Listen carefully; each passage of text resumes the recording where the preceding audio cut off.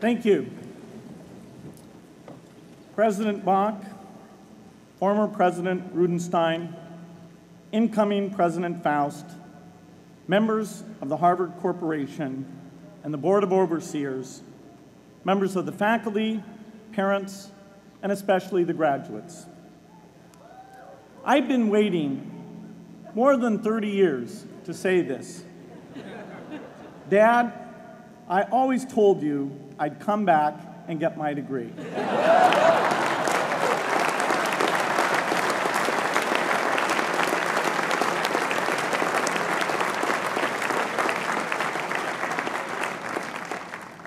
I want to thank Harvard for this honor.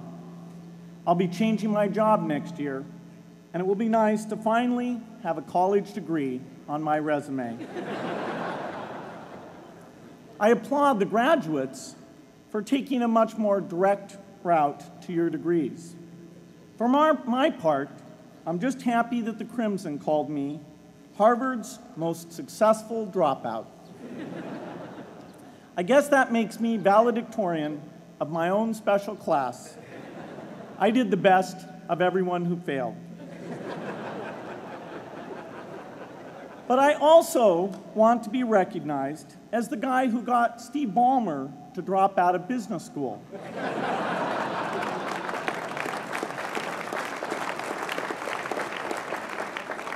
I'm a bad influence. That's why I was invited to speak at your graduation. If I'd spoken at your orientation, fewer of you might be here today.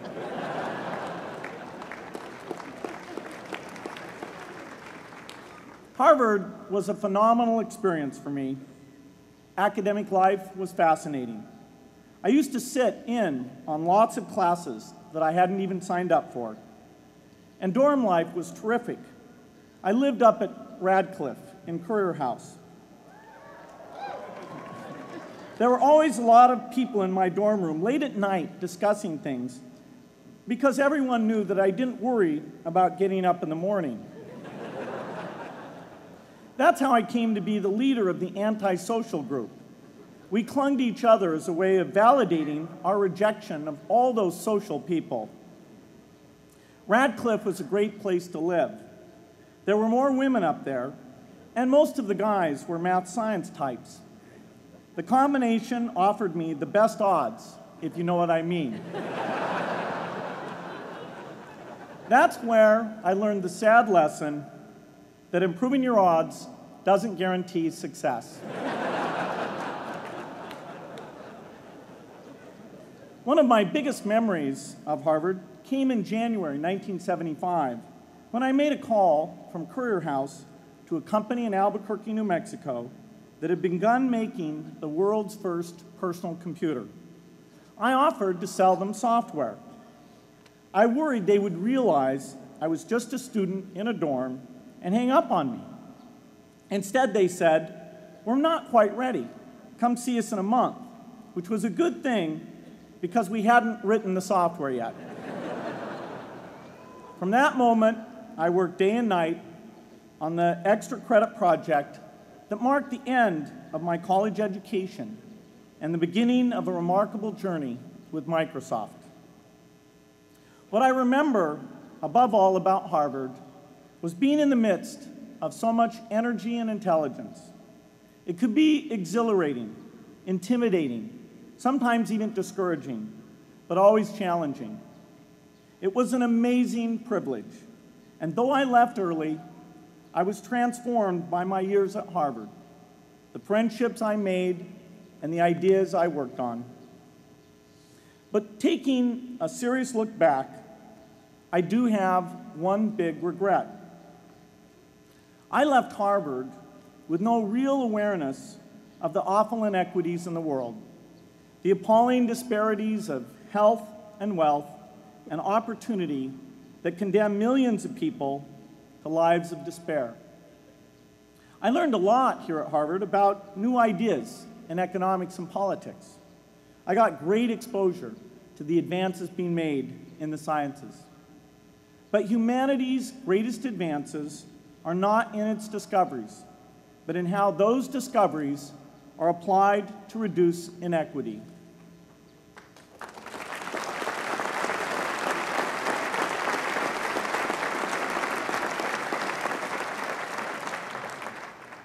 Whether through democracy, strong public education, quality health care, or broad economic opportunity, reducing inequity is the highest human achievement. I left campus knowing little about the millions of young people cheated out of educational opportunities here in this country. And I knew nothing about the millions of people living in unspeakable poverty and disease in developing countries. It took me decades to find out.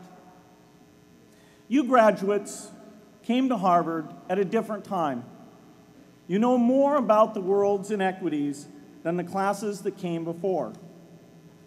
In your years here, I hope you've had a chance to think about how, in this age of accelerating technology, we can finally take on these inequities and we can solve them. Imagine, just for the sake of discussion, that you had a few hours a week and a few dollars a month to donate to a cause. And you wanted to spend that time and money where it would have the greatest impact in saving and improving lives. Where would you spend it? For Melinda and I, the challenge is the same. How can we do the most good for the greatest number with the resources we have? During our discussions on this question, Melinda and I read an article about the millions of children who are dying every year in poor countries from diseases that we had long ago made harmless in this country: measles, malaria, pneumonia, hepatitis B, yellow fever.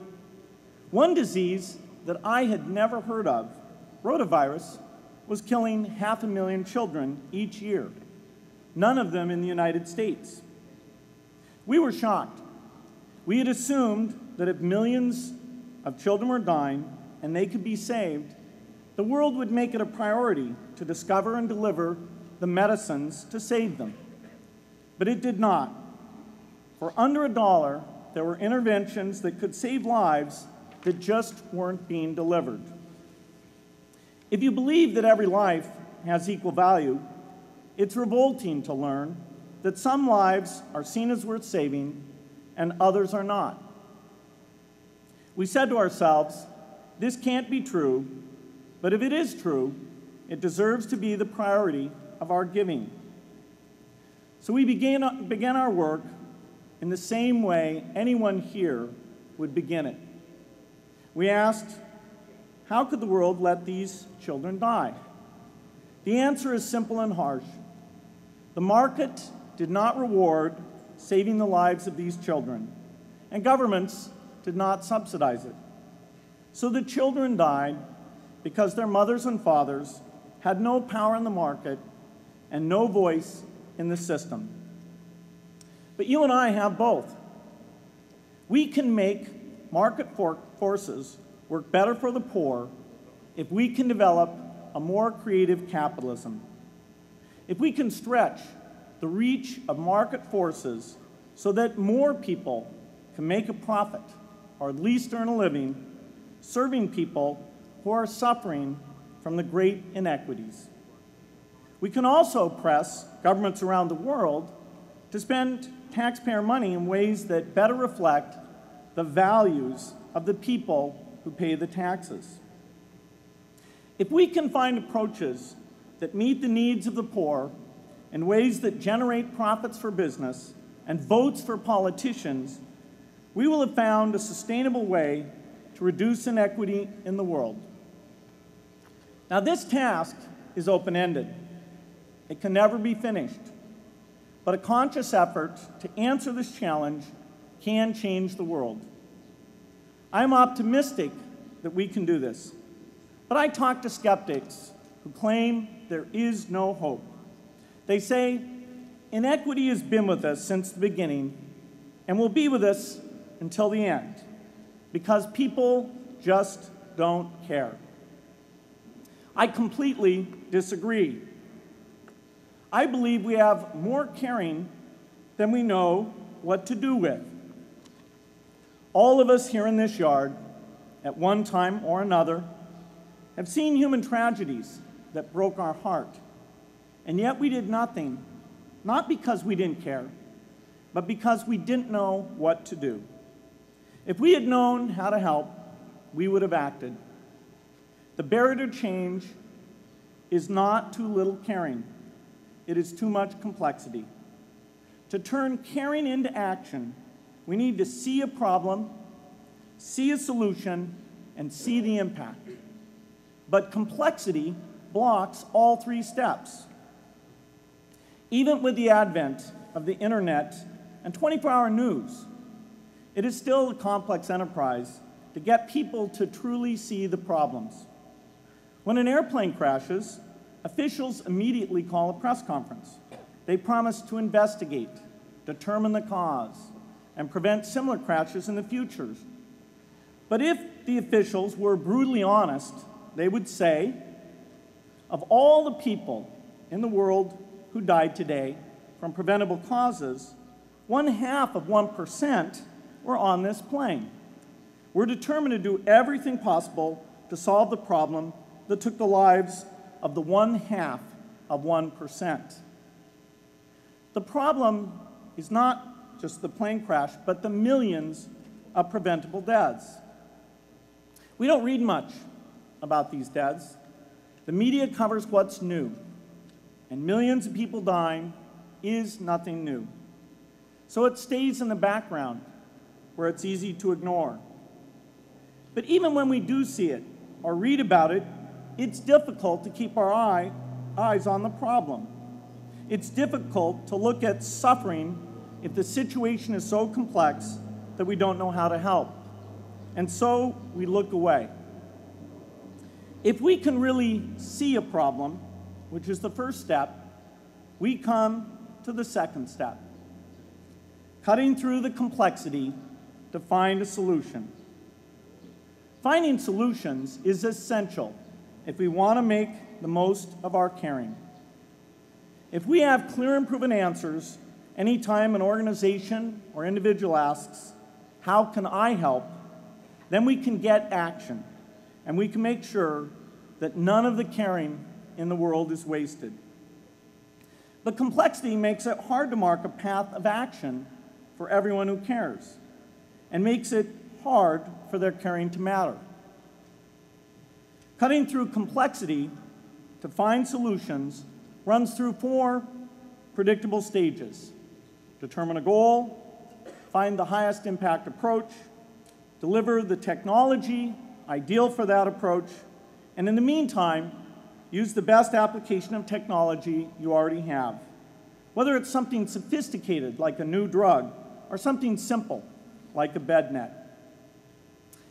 The AIDS epidemic offers an example. The broad goal, of course, is to end the disease. The highest leverage approach is prevention. The ideal technology would be a vaccine that gives lifelong immunity with a single dose. So governments, drug companies, and foundations are funding vaccine research. But their work is likely to take more than a decade. So in the meantime, we have to work with what we have in hand, and the best prevention approach we have now is getting people to avoid risky behavior. Pursuing that goal starts the 4-step cycle again. This is the pattern. The crucial thing is to never stop thinking and working, and never do what we did with malaria and tuberculosis in the 20th century, which is to surrender to complexity and quit. The final step, after seeing the problem and finding an approach, is to measure the impact of the work and to share that, success or failure, so that others can learn from the efforts. You have to have the statistics, of course. You have to be able to show, for example, that a program is vaccinating millions more children. You have to be able to show, for example, a decline in the number of children dying from the diseases. This is essential not just to improve the program, but also to help draw more investment from business and government. But if you want to inspire people to participate, you have to show more than numbers. You have to convey the human impact of the work so people can feel what saving a life means to the families affected. I remember going to the World Economic Forum some years back and sitting on a global health panel that was discussing ways to save millions of lives. Millions. Think of the thrill if you could save just one person's life, then multiply that by millions. Yet, this was the most boring panel I've ever been on. Ever. So boring, even I couldn't stand it. What made that experience especially striking was that I had just come from an event where we were introducing version 13 of some piece of software, and we had people jumping and shouting with excitement. I love getting people excited about software, but why can't we generate even more excitement for saving lives? You can't get people excited unless you can help them see and feel the impact.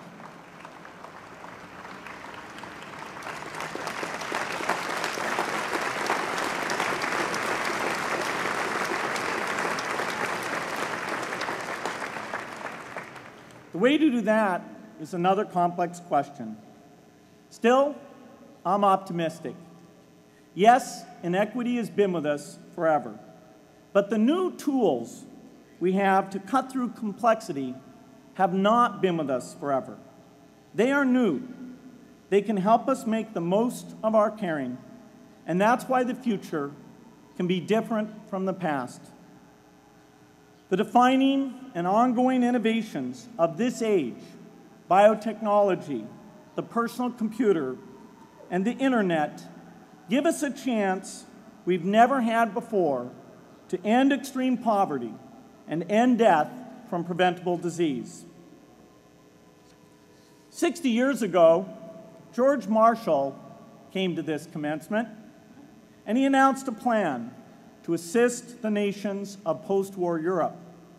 He said, I quote, "I think one difficulty is that the problem is one of such enormous complexity that the very massive facts presented to the public by press and radio make it exceedingly difficult for the man in the street to reach a clear appraisement of the situation.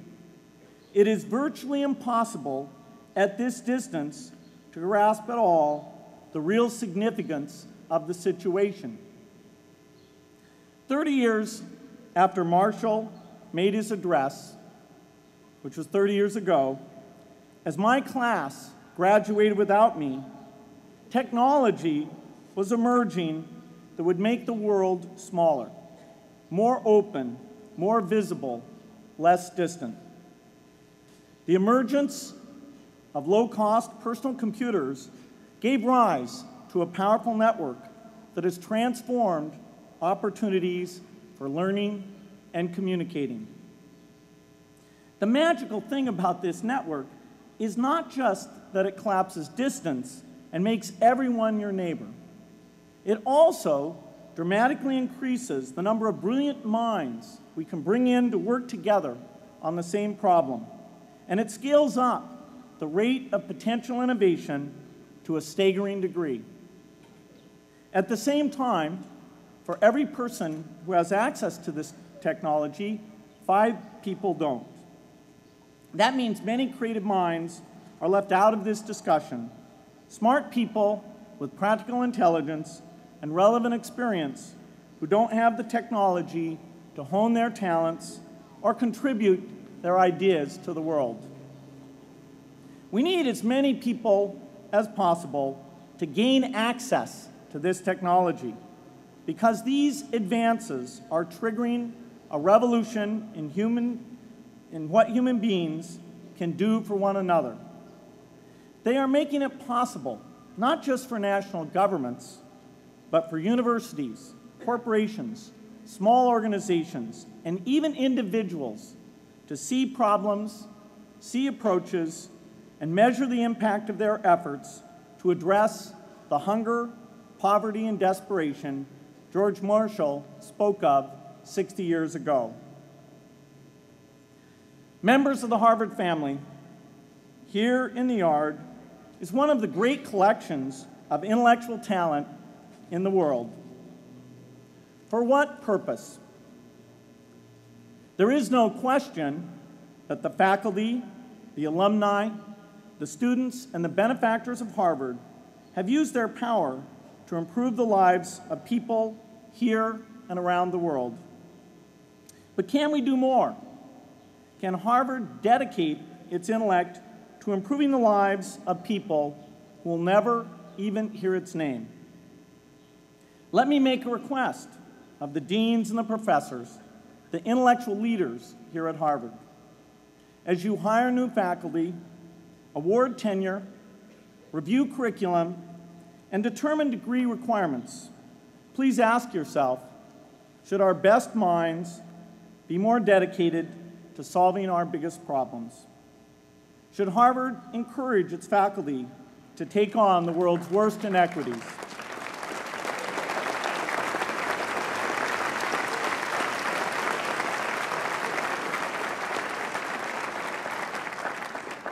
Should Harvard students know about the depth of global poverty, the prevalence of world hunger, the scarcity of clean water, the girls kept out of school, the children who die from diseases we can cure? Should the world's most privileged learn about the lives of the world's least privileged? These are not rhetorical questions.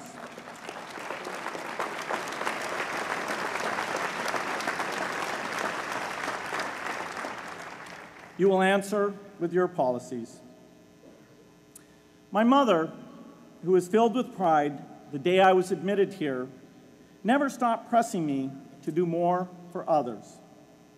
A few days before I was married, she hosted a bridal event at which she read aloud a letter about marriage that she had written to Melinda. My mother was very ill with cancer at the time, but she saw one more opportunity to deliver her message, and at the close of the letter she said, "From those to whom much is given, much is expected."